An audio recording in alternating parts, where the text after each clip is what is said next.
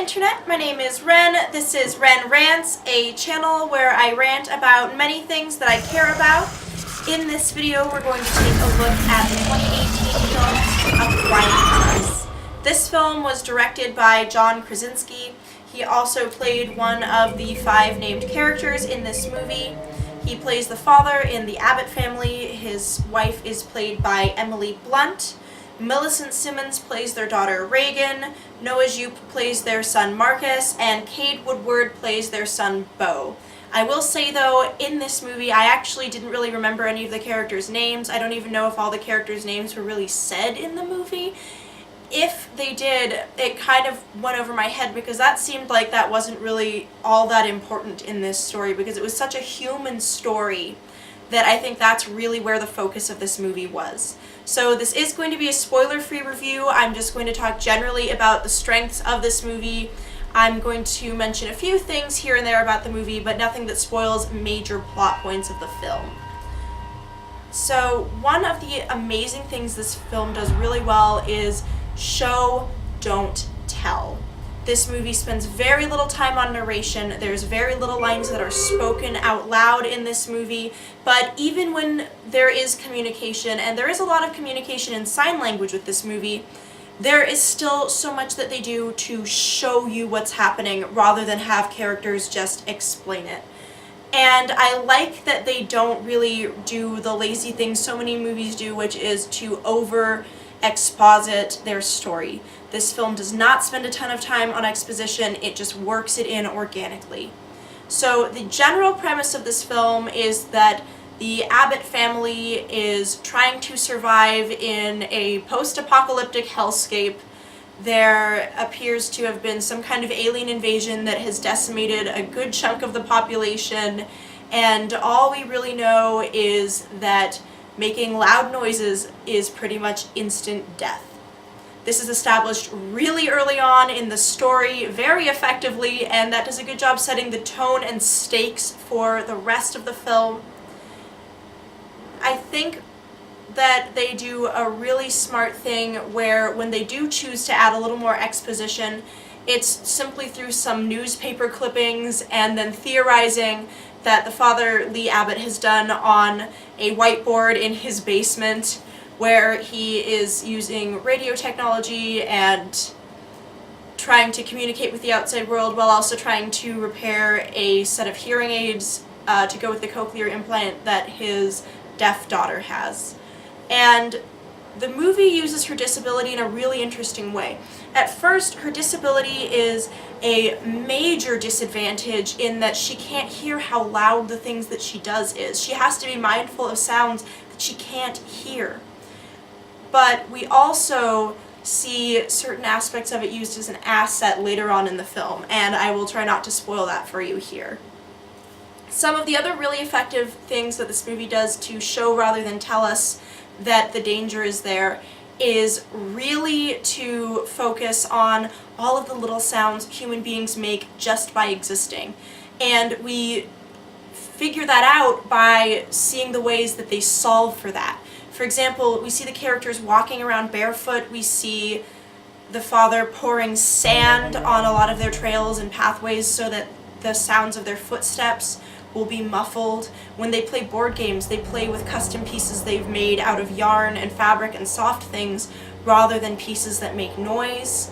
They eat on lettuce leaves rather than plates, and they eat quiet foods, usually foods they can eat with their hands. And it's all of these little things. I'm sure I'm missing some. They also paint the floorboards that are safe to walk on so you won't step on the creaky floorboards and make a sound.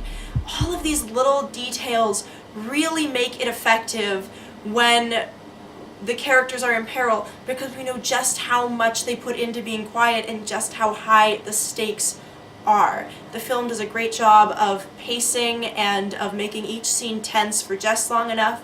There are a couple of jump scares here and there, but they're constructed in such a way as to give pretty good payoff, and the reason they work is that the film does such a great job of creating this sense of omnipresent danger. And that, I think, is what really impressed me about this film.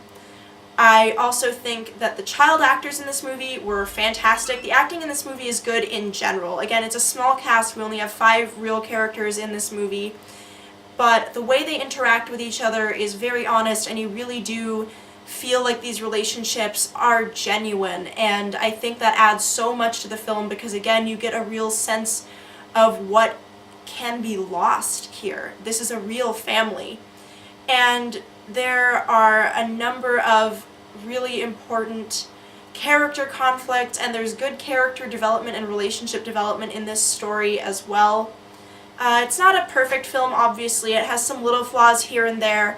I think for me, honestly, the biggest flaw was the monsters themselves. I think the idea of the monster was way scarier than what we actually saw. First of all, I think we saw too much of the monsters. It's definitely a Demogorgon ripoff kind of look, and the CG is not great. There are moments where the CG looks really good, but I think if your entire monster is that reliant on CG, you really have to do more work integrating them. They really took me out of the experience of an otherwise beautifully realistic film, and I was really disappointed by that. I think that it would have been much stronger to just use practical effects. You absolutely could have used practical effects in almost every scene the monsters were in.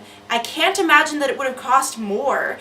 And even if it would have looked so much better than what we got. I think that the monsters were the weakest part of the movie, but the movie itself is still amazing. The theater experience of watching this movie is so fun. My best friend and I are big fans of the classic theater experience. We buy popcorn and Raisinets and Slurpees, and so when we sat down to eat our Raisinets, we realized that the box was too loud, and so we just sat there tensely and silently in the theater trying to like slowly shake the Raisinets out of the box. Eventually we just gave up and waited for the rare moments that the movie was loud enough to cover the sound because everyone was so quiet. You had to like slow motion eat your popcorn. I loved that. This is a movie you definitely need this theater experience for because it is so much fun. And the way this movie does use sound is interesting because the whole atmosphere of this movie is so quiet that the rare moments they do use sound or the rare moments they have characters speak, they really feel jarring and they really make it a moment that you remember and that feels important to the story because sound kind of gets this whole other layer of value where now it's so dangerous that you only make sounds when it's most important or at the rare moments when it's safe. So I am a huge fan of this movie. If you have not seen A Quiet Place, definitely go see it. It's one of my favorite suspense thriller movies in years. I don't think it's a full-on horror movie, especially with the ending, but I thought it was an absolute blast. I thought it was a great movie. It was lots of fun, and it still had a very human core to the story that made it just a great movie to watch. It was a wonderful theater experience. I will definitely be giving this movie another look.